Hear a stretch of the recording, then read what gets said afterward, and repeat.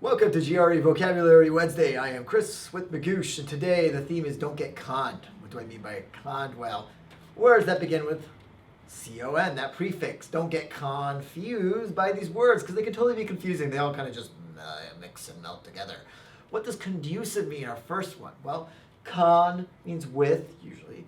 Deuce means to carry, so with carrying doesn't really help us much. Something is conducive, though. It makes something else possible. It facilitates or makes something else more likely to happen.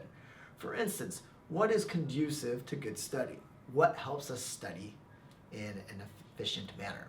And I think a quiet room, no distractions, no little cell phones buzzing is definitely conducive to studying.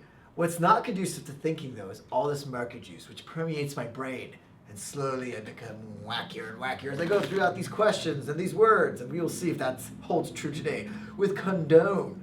Condone's a cool word. It implies that someone allows something to happen, and they don't really stop that something. That something is usually morally objectionable.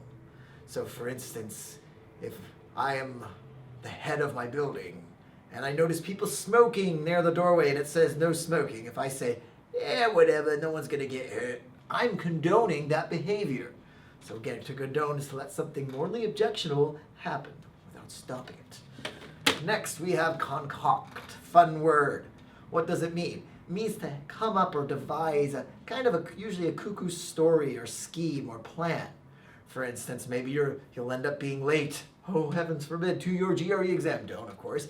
But let's say you are, and then you have to email ETS and say, oh my gosh, I was late because, and then you concoct this crazy theory or story about this traffic jam and this guy getting out of his car and attacking you and who knows what. But the idea is you're coming up with a preposterous story.